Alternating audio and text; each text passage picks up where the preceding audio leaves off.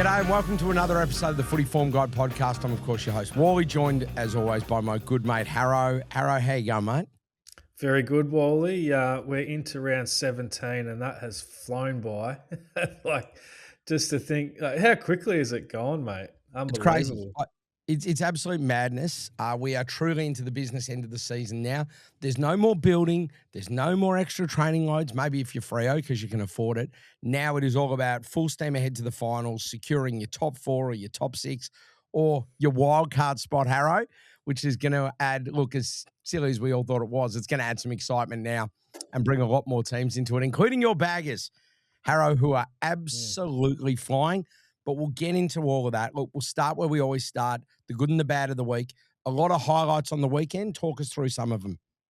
Yeah, so the main highlights I picked out, we're doing really well with picking our total points bets at the moment, mate. We had 3 of them that stuck out for me on the weekend. It was the Swans and the Lions over, the Hawks and the GWS over, and the Dons and North under. They were all my favourite ones. And it was funny to see, like, 90% of these that I tip up, they go our way. Like, in terms of, like, I might tip up 174.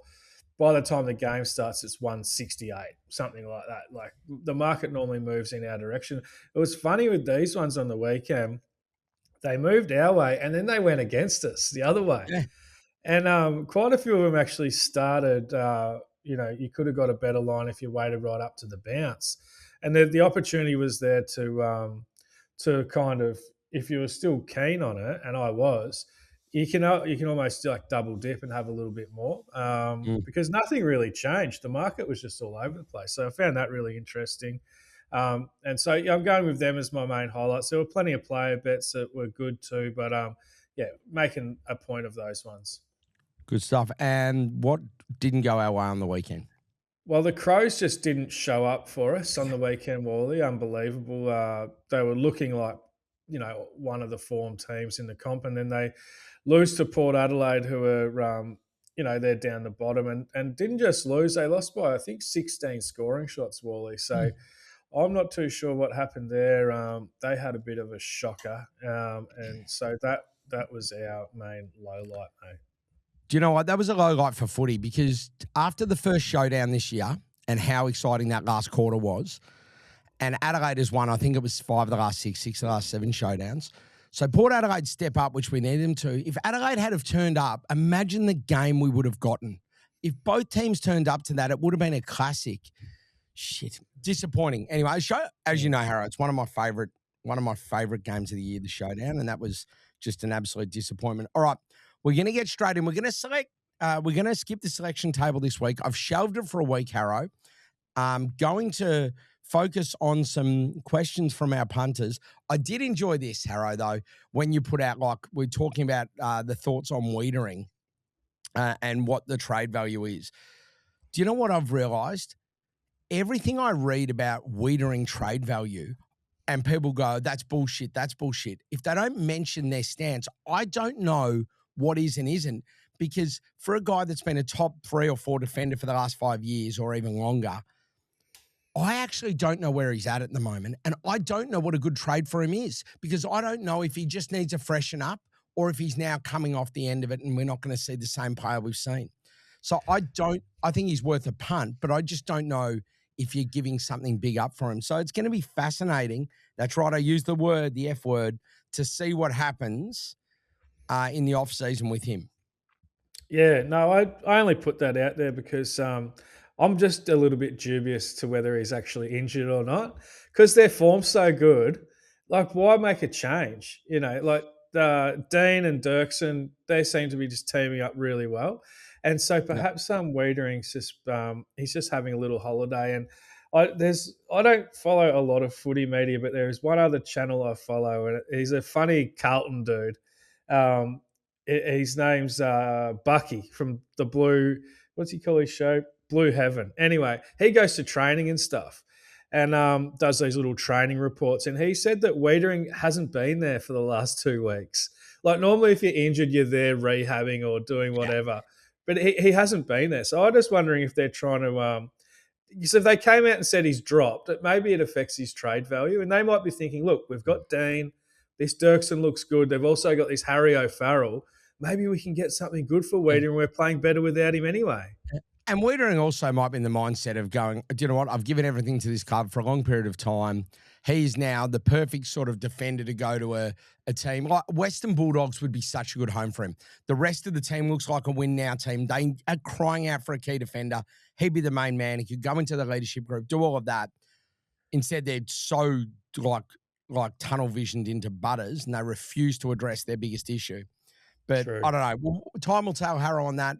The off-season is going to be a good one. I can't wait for Zach Merritt to go for one pick or a player instead of 3 first-rounders and a second-rounder. They said no. Let's not forget that. They said no to 3 first-rounders and a second-rounder, or 3 first-round. I don't care where the pick is in the first round. So 3 top 20 picks and a top 40 pick, and they will get very, very little. So that's an interesting one. That all right. It's like when Melbourne said no to 2 firsts for Harrison Petty from Adelaide. That's just well done. All right, questions. A couple I think I can knock off the top. One is, do you know why bookies no longer offer a market for next permanent AFL coach at clubs? All of those sort of markets, I don't know. I don't know if this is the case on this one, but all those markets are AFL approved with a set liability that you can pay out. So if you're not seeing them across any books, I would suggest that that's an AFL direction in terms of, because they have a deal with the AFL to be able to offer markets, and it all needs to go through them. So I would assume that's what that would be. Question on the Brownlow here, Harro. Is it Dacos's to lose? I think that I think it probably is, just based on whether you based on history and like how votes are given and things like that. Is there anybody else, Harro, that you are seeing at the moment that you would want to be on? I just feel like I just feel like I just feel like they've set it up for him in terms of, like, it didn't go his way last year. And so now they've changed it. We're going to show you the votes, umps, but like we're only going to show you certain. We're going to show you the stats. So it's got to help a guy who just pads his stats as much as possible, doesn't it? Really, it's his to lose. Oh, mate. What about the weekend? Do you reckon they looked after him on the weekend? That was a disgrace. Harro's he's in his full terrible Walley. Baggers and areas. All right. Oh, mate. Talk about looked after. All right. All right. Okay. There's a couple of questions about weather and things like that. I think questions around weather will address per game, like which teams does this advantage. There's a question about the Bulldogs giving so many disposals to inside mids. We'll talk about the Bulldogs and that. There was a question from Will saying, do you think Sportsbet are using DVP to price players? I would think that all the bookies are using as much data at their disposal as they can. And I would suggest that they have far more data than we do. And they would be using products like this and models like BetSniper. That'd be fair, wouldn't it, Harro? Actually, you know what? The bookies don't have any better data than what we have with BetSniper. Really, the way that the markets get framed is that the bookies put up their lines and they don't do heaps of homework on it, but it's the punters who actually set the market. So when a line goes up, it might be like, I don't know, LDU to get 25. Well, once they start taking money on the unders, then his line adjusts until it ends up being somewhere where it's about right.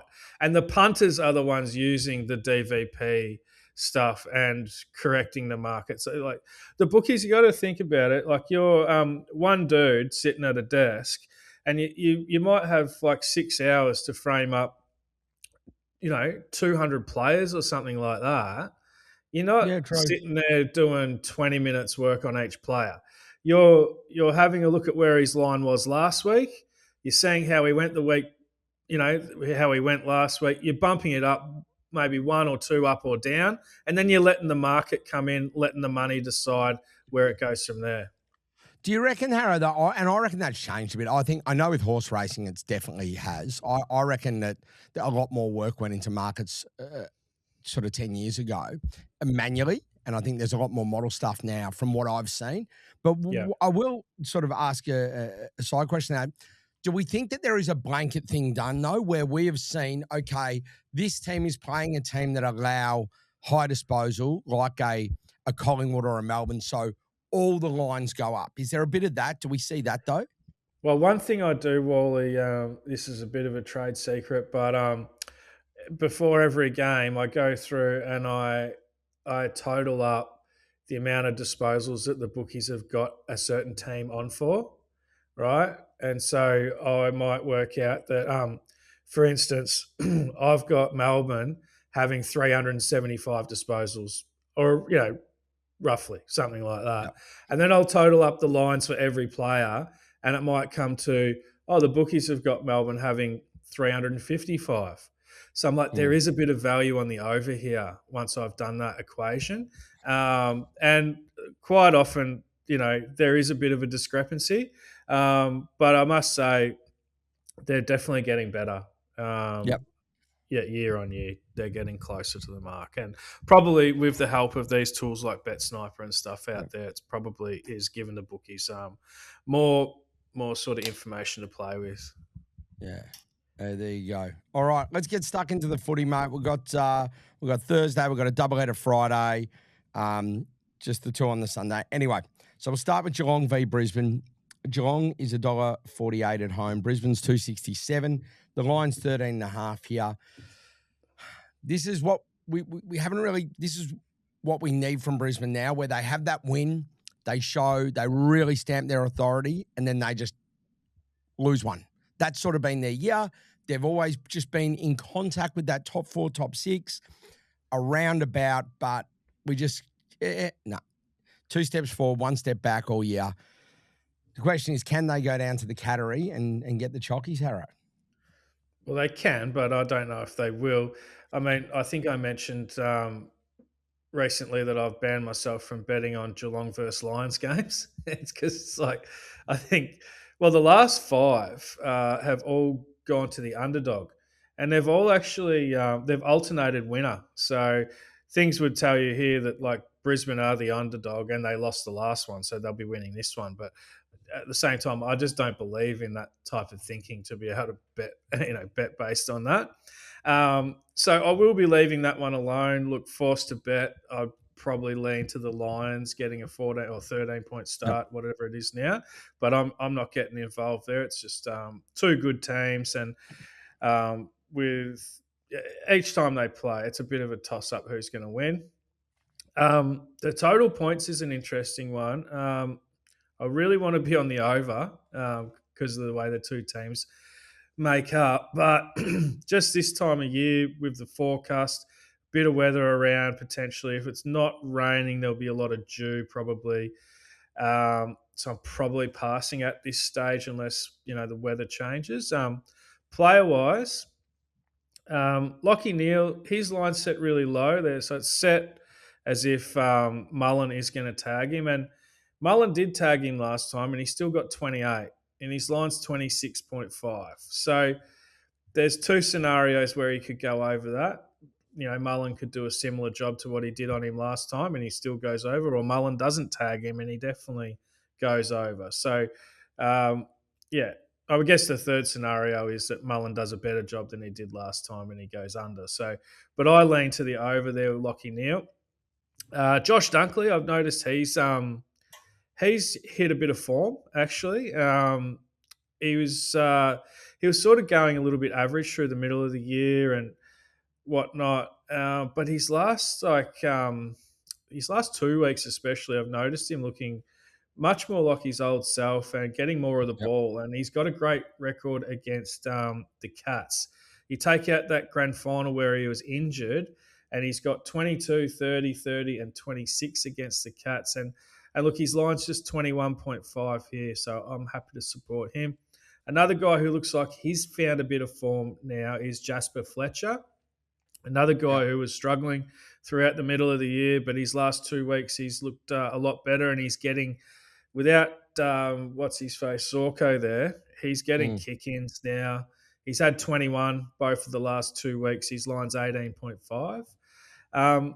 And so there's some good ones on the Lions side of things. The Cats, look, to pick their guys out, it's tough even once you've seen their team. Yeah, so it's the same. We spoke about this, Harry. You've spoken about this all year. Like they're so, and like this is part of them. They're so unpredictable.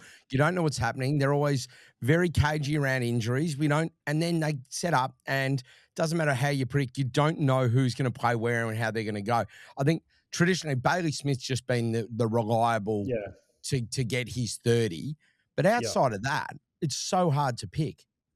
Yeah, I guess Holmes is the other one who's been very reliable, but even his role does switch between halfback and midfield. So, but I feel like we might give the Cats players a bit of a wide berth in this one. Maybe they're kind of the areas that I'm liking so far. Great. All right. Now, before we move on to Friday, just a reminder, with our Discord service, and all you need to do is go to our X page, how you join, how you link it up to the Patreon and all of those things. It's pinned at the top of our X, of our Twitter page. There's a lot going on there. Every Friday morning, we do an updated pod where we talk about what you like in each game and if there's any changes based on team selection, but also just in general with any movements and if at all what we saw on Thursday could affect things. So it's definitely worthwhile. There's plenty of other stuff in there, but what's going to start happening in there's going to be some added value. This week is an example of that. On Thursday night, we're going to run a nearest to the pin competition where one of our Discord members is going to win $500 in terms of a $500 prize, which they'll get to use over the weekend in the rest of the footy. So if nothing else, a good opportunity to get in and have a crack at that, because $500 on the footy is absolutely not nothing, Harro. It's a nice big chunk. So that's what we're going to be doing this week, but every week there's plenty of value in there. So make sure if you haven't yet, go in, check it out. Hey, do it for a month, see what you think. But it's definitely been good. We're building a great community in there, and everyone's been fantastic. The other thing is that the people that are part of that community, Harry, they're really contributing and adding things. People can comment about what they're seeing at games, what they're seeing at training, this sort of thing. So worthwhile. All right, mate. Let's get into the Friday games. We've got Sydney versus the Western Bulldogs. Sydney's $1.36, the Dogs $3.16, the line's 19.5. The Swans couldn't have been worse last week. They're back at home this week. Do they sort of right the ship a little bit here, Harro, or do we see a slide coming?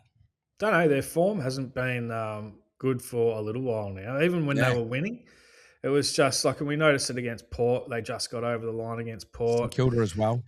Yeah, so their form's a question mark at the moment, Sydney, so I won't be backing them. And you look at the Dogs now, they're only really missing Darcy. Like they've got everyone, or maybe as well, they've got a winger out, forget his name, but they're really only missing Darcy of their good players. So like they've got Libba back now, Waitman's playing, so there's not really that excuse there for the Dogs now, and everybody was kind of rating the Dogs as a top 6 chance. So, and with the Swans just being a bit off at the moment, no, I'm not going to take them, especially at a 20-point line. So, I think there's better areas in this game. It was we were on the Heaney under, mate, again, with the tag coming and everything like that.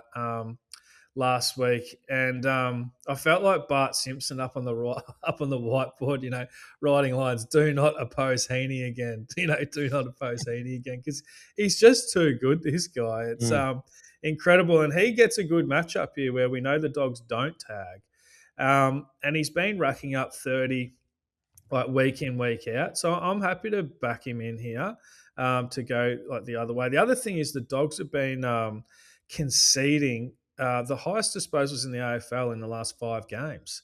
So this is the pride game, Walley, as well. So don't forget that. And I think we could see a disposal Mardi Gras for the Sydney Swans. They could have I was wondering where you're going there. Yeah, very good. Very good. They could have an absolute field day. Disposal Mardi Gras. A disposal party. in other That's mate, words. Mardi Gras is the biggest party. Mardi Gras is the biggest party going around. Heaney's Yeah, line, by the way, at the moment looks like it's 28.5. So, 28.5. Yep. which is perfectly set. Well, yeah, I'd probably have it one or two higher actually. So No, I'm saying happy like, to. sorry, I meant like is in the 29 at the tab. So we're Oh yeah, getting the +1 on but a +1 for everybody. That's why I like it. yes, yep. Anyway, go No, on. that's cool. Back Also, back onto the Mardi Gras, Harrow. Yes. yeah, sorry. Just with the last time these two teams played, the Dogs were off 3 6-day breaks in a row. So they'll be much more energised this time. Also, they're much closer to full strength. And now the Swans are the ones with a couple of issues with like McInerney, Papley, Amadi, Wicks all missing. They do have decent replacements for these guys, but they're all kind of little downgrades. So I'm expecting a much closer game. There's a few other areas here, Wally, like Mills. I noticed last week he had the golden role. That role Mm. is you're playing midfield, but then you're drifting back to help out the defense. And he had 32 disposals in that role. So there's two ways this could go. He'll go back to having his other role, which is a really good sort of match up against the Dogs anyway. And he probably, I think his line's 25. He'll clear 25 most likely in his other role. But if he gets this like golden role again, which he had last week, he's every chance to go and get that 32 plus disposals again. And if, just to repeat that, he's $5.20 to go again and do that. But either way, I think he's a guy we can bet on. Right. Goulden is the other one. I think he'll be better for the run. It's a bit of a speculative one because he's only second game back, but we know how much he can get of the footy. I think his line's 23.5. So if we see even an 80% Goulden, he's probably good enough. The other guy, and we backed him last week, he's one of your favourites, Wally. It's Chad Warner. Yeah. Oh, Um, man. yeah, we've actually backed him. Well, I keep talking about him because when he has this 70% midfield role, he just doesn't go under 24. And his last four, he's had that role.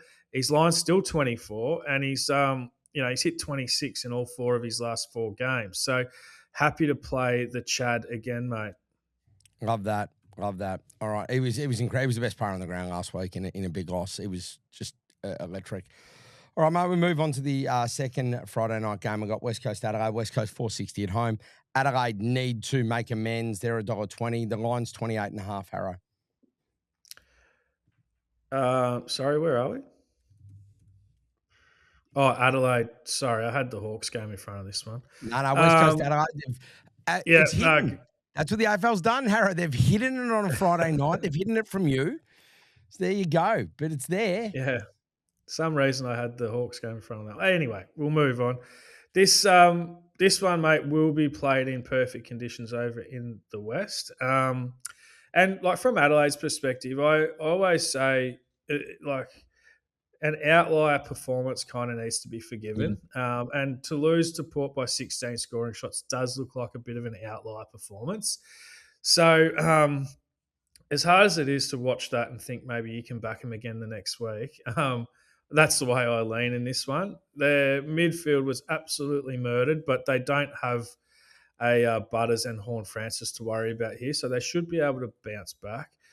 On the other side of the coin, I was pretty disappointed with the way West Coast played against Carlton. I thought that they were better than that, and they have turned up to Marvel now twice in a 1 p.m. game, which is an 11 a.m. game in WA, and not really shown up properly. So maybe they've got a few issues with getting out of bed on time. I don't know, but they were a bit disappointing. So two teams coming off disappointing losses. I'm sure the Crows will win. Not sure if they'll cover that 28.5 line. I know West Coast can be a lot more competitive than what they showed last week. A few matchups, or I guess it's a really tough one for disposals. It's like, and it's an overlapping game. So I'm probably really am going to be putting most of my focus into the Dogs game. And this one maybe can, if you can find a couple of bets, like it's not a game that lines up great. Yep, it's fine. But couple like just Hoff to Dawson looks like an obvious one. But having said that, I wouldn't have guessed that he would have sent Hoff to Jagger, over Cripps and Walsh on the weekend. So I'm not sure how that played out. The other thing that I picked up in the Crows game was Fogarty. They played that disconnected full forward role like what Gunston does. Um, and if they decide to repeat that, like he kicked 5 in a big loss I the got a other feel day. that. Yeah. So if they can continue with this disconnected full forward type role, and we've seen how often Gunston kicks 4 or 5. Well, if you think he can repeat the 5, that's $21. If you think, so even if you think he just has a normal type game, he's 2 or 3 still right in his wheelhouse. So I'd be happy to play Fogarty's goals, and really not a lot else in this game, mate. Okay, there you go. No worries.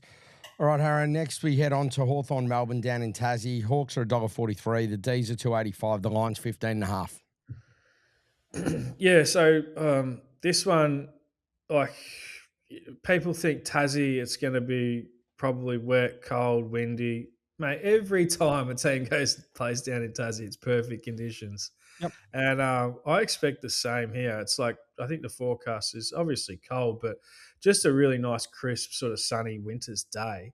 And the total is kind of set for tough fish conditions or whatnot. It's set on the low side anyway at 171.5. And we saw the Hawks and Giants play in tricky conditions, in quite dewy, slippery conditions on last Friday night, and it went well over this line.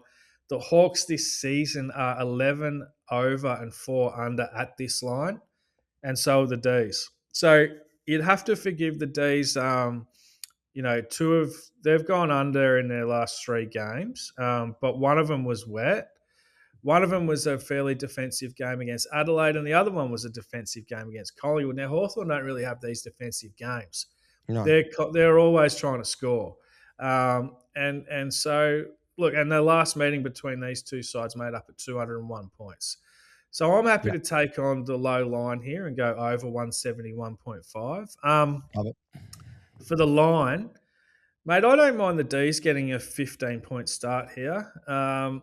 The Hawks are missing a few key players now, and their form is a little bit, I'm not going to say it's off, but it's not 100% convincing me. Like a 14-point win against the Giants when the Giants had injuries in the run of the game. I've got the D's as a better side than the Giants, and that was at the MCG. Beating the Suns by 16 points isn't like an overwhelming performance, especially seeing the Suns, they won on expected scoring. And before that, losing to the Dogs by 6 points at the MCG. None of that form's telling me to back Hawthorn. The D's, look, they do tend to throw in a shocker every now and then. But I really like their game against Adelaide. And I think they might match up quite well against Hawthorn too. So I'm happy to have a little bet on the D's getting a start. From a player perspective, I've noticed the Hawks have shifted their style a little bit in the last 5 rounds. They're actually conceding high disposals, like 386 a game, which is up from where they were before the last 5 rounds at 345 a game. So there's a bit of a change there. And where are they going? Well, they've become the highest conceder to the defensive ball user. And that's your Bowie type. And if you can forgive Bowie for letting us down a few weeks ago, his line's 23.5. The other guy down there is Rivers at 20.5, and he's hit that 4 of his last 6 games. Now, mids are also doing pretty well against them. Cozzy was tagged by Finn McGuinness, wasn't he, if we think back when these two teams played. And it's fair to say it didn't work for the Hawks. They had a bit of a shocker that day. No. So knowing Mitchell, I think he'll likely go, we're going to back ourselves in and stick to our sort of structures. Because is that the only time they've tagged someone this year? Maybe there was one earlier in the year, but I reckon even when we were paying Finn earlier, he wasn't tagging. We were paying him up forward.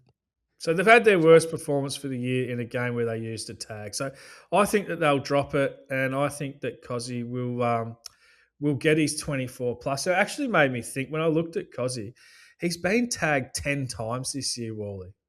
So, Yeah. when you think about this coaches award, which, I think like Dacos is leading it at the moment, I reckon the real coaches award should go to the bloke who gets tagged the most because that's the bloke that they rate the most, isn't it? Like, and you Yeah, look well, at that's it, true, and still gets disposal through the yeah, tag. well, he's averaging 23 disposals and he's been tagged 10 times this year. And so, like, you look at it, the coaches obviously rate him higher than anyone else because he's the one that's been tagged the most. Naz has been tagged in 8 of his 11 games, where Dacos has just been tagged twice this year. So this is an indication of who the coaches actually really rate. So maybe we give that bloke the coaches award. I don't know. They've got to deal with There a you go. tag every week. Give them something. And Bailey Smith has Um, been tagged never. Bailey, Like, once. He's been tagged once this season. Yeah. how'd that end up? He went I don't under remember. his line. Actually, Noah Anderson did a bit of a looking after him role as well once. And he went under as well. But like Bailey Smith's not the same level of player as a Pickett. I don't think anyone would even question that, would they? No, but the chat's No, there, the Brownlow market, all of those things that we look at. But yeah, but yeah, you're right. No, I don't think anyone's haven't got them in the same conversation. no. For Nice. All right. Hawthorn, I got one good one Smuggler's for the there. Yeah. Hawks, What mate. about the Hawks? Yeah, so the one guy that really stands out for me is Sicily. His line is low at 21.5. He's been over that 10 times this year out of 14 games, and he got 23 against the D's last time, so it's not a bad matchup. Sicily's the guy for Hawthorn. There you go. All right, mate. We'll move on to the Giants Freo. GWS 325. Freo $1.35. Line's 19.5. Freo are going as well as anybody. Anybody that's won 14 to 15 games has ended up in the grand final all 5 times this century. Only one of them's won, though, interestingly. The last 4 haven't. But it doesn't matter. The point is that they've been absolutely dominant. There's a loss coming at some point. You just think, like, logically. I don't think this is it, but I'm keen to hear your thoughts traveling over to the East Coast. Yeah. Well, first thing I look at when I look at Freo is they literally don't have an injury to anyone in their best 30 players. So, people saying, oh, look, there might be a loss coming and all that. I think the motivation to hold your spot is enough to keep everyone in this team on their toes, and keep them firing on all cylinders. So, just that pressure on spots is just incredibly a good motivator, especially when you can see a flag coming at the end of the year potentially. So I don't think there'll be any let up here from Freo. The Giants, on the other hand, they gave it their all against Hawthorn, and the injuries just kept mounting up. And look, they're missing 11 of their best 30, but also these names like Green, Kelly, Hogan, Daniels, they're all like best 10 types, So the just the 2 teams that are going to go out on the park, there's just going to be a big sort of gap in the talent, really. And so I think the Freo will get this job done pretty easily. Also, I think that this is at Canberra, and this is also going to be played in perfect conditions. And so I like the over 178.5 here as well. Like, we know the Giants are a very attacking team. They'll just continue to attack, and Freo are very good at punishing teams on the turnover. They've scored 100 points most weeks, so I think that we'll get a reasonably high scoring game. Happy to take on the 178.5. It doesn't line up as well for disposals this game. Like, Freo in the last 5 games are conceding just 328 disposals, by far the least of any side. So be very careful when picking any Giants player. So we can look at a few Freo guys. Some of them are set a bit high, and their midfield can be like Sarong. You look at him, it's like, well, he's not getting a full midfield role at the moment, and so a few things going on there. But there's a couple of, like, Bolton. His line's only 22.5, and that's a little bit below his going rate. And I think that Freo will have plenty of it here. So happy to back Bolton. And O'Driscoll on the wing, 18.5.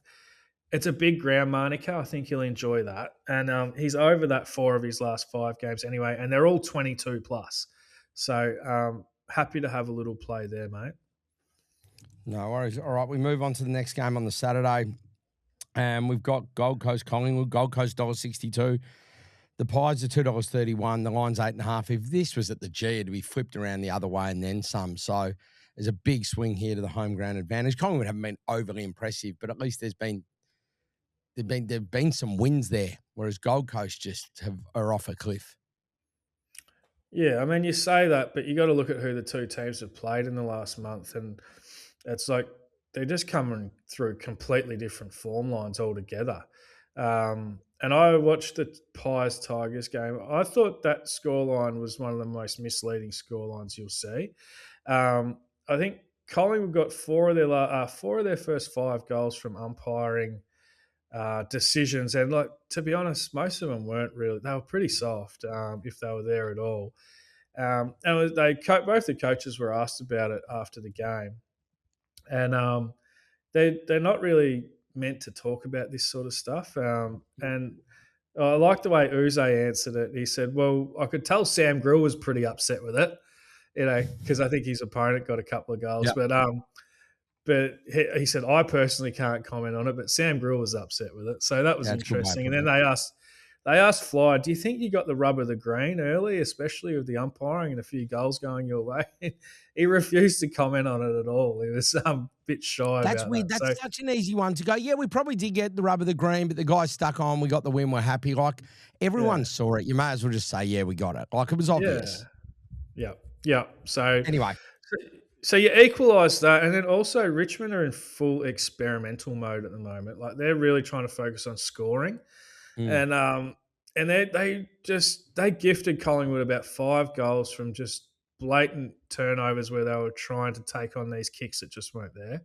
So if Richmond were focusing more on trying to win the game rather than development and whatnot, and trying to implement this, a few new tactics, this game would have been a hell of a lot closer than what it was in the end. And then you look at the Suns; these are the opponents they've had in the last 4 weeks, and people wonder why they're struggling. Freo away, Hawks, Cats away, and the Lions. And like they've got the Lions when the Lions were on, so you can kind of forgive them for losing those games, can't you? And I actually saw some good signs in a couple of those, like the loss to Geelong. There was good signs in that, and also the Hawks game. I saw good signs in that too. So, look, I'm happy to wipe the Freo game. They're just going too well. I think that the Suns are going to really enjoy the drop off in quality of opposition they're facing this week at home. They beat the Pies the last 2 times they've played them up there, and the Pies were kind of premiership contenders then, and they're not that now. So I'm going to tip the Suns to win. Player-wise, there's a couple here. It should be a good game for disposals and disposal bets and whatnot. But a couple that I picked out, Rao, he's been a little bit down lately, but he gets like a really good. I think this matchup's just really good for him. The Pies, they're not a strong contested possession team or a strong clearance team, and that is his wheelhouse. And I had a look at a few guys who play a similar style to Rao. They're kind of in and under, main kind of hit 2 ball getter. Like Ross and Taranto on the weekend both went high for them. Drew from Port, he got 27, which is massive for him. And the week before that, Jack Steele and Sparrow from the D's, they both got over this 24, which is what Rao needs. So I think Rao in a big game, contested ball, I think he's well suited. Joel Jeffrey is the other one. He needs 20 for $1.90 basically. So the Pies definitely concede to this type of player, and he got 30 against the Hawks 2 weeks ago. If you think he can do that, he's $10 to repeat that. But just the 20 at $1.90 looks nice, mate. You're very good, mate. So there's a couple there, and there'll be plenty more to come on that closer to the game. Now, we'll look at Saturday night, and we've got your boys, the Baggers, taking on Richmond. The Tigers are $6.05. Carlton's $1.13. The Lions 36.5. What's this make it 7 in a row if you win this, Harro? I think, 7. So going well. Mhm. Going well, the Baggers. Yeah, so as I mentioned before, the Tigers they're experimenting now. They're giving young guys opportunities in big roles. They're they're looking forward. They're trying to improve their offense, even if it means that they're going to give up goals the other way by, as I said, taking on kicks that aren't really there. And so, look, the line's 168.5. If the weather holds out, I'll be going over that, Okay. based on what I'm seeing from the Tigers, the way they're going about it. Um, Carlton games, as we know, they don't always go super high, but just with the way the Tigers want to play, it gives Carlton the opportunity to kick a big score. So, and the Tigers, they will score a few more than they normally would just by taking the game on the way they are. There's a Yeah. few player bets here. Walsh over 29.5 looks like a bit of a no-brainer. He's he's done it in if you take out the game where he got injured against Essendon, he's gone 33, 34, and 30 in his last 3 weeks, all in tougher matchups than this. Um, he is a player that gets back and helps out the defense too, and defenders do pretty well against the Tigers. And so a guy here, Billy Wilson, 20.5. He's done that 4 of his last 5 games anyway. He gets a good matchup now, so I like him. Tigers, we're really looking at guys who, you're putting your coach's hat on, you're thinking, who are they going to keep trying to give exposure to? Yep. Who is the future? Taj Otten's a guy. He had 17 on the weekend. He had a big improvement in his role from the week before. His line's 13.5. So not a heap for him to do. And Cumming is the other one. He's now playing full 70% plus as a mid. And they've let us know that Presti is going to be having a rest this week. And that's just another sign that they're looking to blood these young blokes in the middle. Yep. And I think he's coming off 27 disposals and 18 the week before that with a line of 16.5. Even with a tough matchup against the Blues, I think that's achievable. All right, plenty to like there, mate. Now we'll head to Sunday, and as we always say, with Sunday, it's obviously a lighter touch preview. But again, another reason with the Discord, we talk after teams, and then there's usually a fair bit that goes into the Sunday games in the Discord. It's one of the games where there's more bets that we're talking through because it is a little bit away. But we start with Essendon v St Kilda. The Bombers are 4.45. The Saints are $1.20. The line is 28.5 points, Harro. Yeah, so I watched the Dons and North go at it on the weekend, and that wasn't a great game, was it? But so it sort of shows where the Dons are at. Also shows a little bit where North maybe are at, but they still lost by 9 scoring shots in that, and they were out competed for the ball as well through the midfield. That was pretty clear. So I actually think the Saints are a better team than North, and the Saints would have to come out flat after their bye, Yeah, to probably not to beat this line. So yeah, I like the Saints there. Few players like Naz over 33.5. It's a high line, but I fully expect him to cover it. Coming off 44, like we saw what Sheasel did on the weekend, and we saw what Caleb Daniel did. I think they both got 40, didn't they? And so Naz here, there is a mandate to give the footy to him. I hate it. I hate these sort of things. I've mentioned it with like Dacos as well in the past. I hate it where teams give the player the footy even when he's not in a good spot. But Saints are doing that with Naz, and I guess the only good part about it is it helps you when you're betting on his disposals. And yep. he's $4.40, mate, to get 40. I think that's right in play. And I also think there's going to be plenty of guys for the Saints who, like we saw the midfield really get going for North on the weekend, and so like Hugo Garcia is in great form at the moment. Windhager's coming off a really big game, playing as that full-time midfielder as well. So Max Hall as well, Walley. He hasn't been affected too much by Naz coming back because now Sinclair's out. I think Naz will be more doing that backline type job. Yeah. So, like, I think Maxi Hall, he's over in 7 of his last 9 games. So I think that's 7. 6 of his last 8. Yeah. 6 of his last 8, he's over this 22.5, and he gets a good matchup here. So these are the sorts of guys I'm looking at. On the Essendon side of things, there's a few there too. We know they give up disposals to backs. Ridley and Redmond. They're two guys who can get plenty of the footy, and they seem to be like they've both had a couple of games back now, and so those guys Yep. are in a good spot. One other guy who I'm really, really liking for the Dons, and he's only a first year player. They've got a couple who look like they've got good futures now. Dyson Yep. Sharp, he's line. Yes. We backed him on the weekend. His line's only 16.5. He's done that in all 4 of his last games, and he's getting increased midfield time week Right. after week. So really like Dyson Sharp, mate. Great. All right, mate. The last game of the round is Port Adelaide v North Melbourne. Port will be absolutely flying after a showdown win and staying at home, Harro. So Port $1.42, North Melbourne $2.90, the line's 15.5. Yeah, well, I wanted to be with Port, but it's just $1.42 coming off a showdown win. It's just a little bit. There's often a bit of a letdown from that type of game, isn't there? Mm. And just actually working out, do they want to get too many wins on the board and climb too high up the ladder? And North, Because they've been, they obviously have. They've got a player in waiting a lot like Carlton do with Walker. So yeah, they've got that. You don't know if you're not going to make it, what do you actually want to do?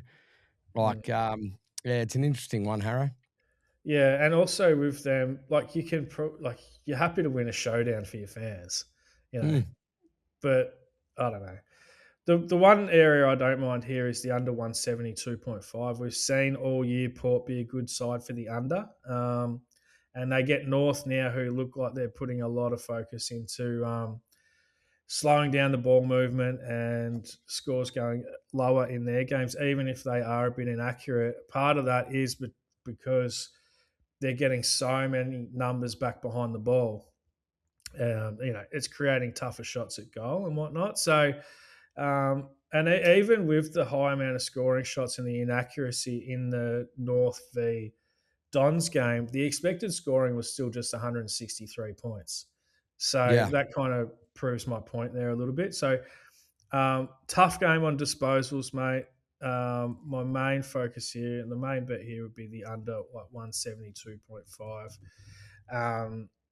Yeah, I think I'm not going to go too hard into it with yep, disposal bets. Like Butters here, his line's 27.5.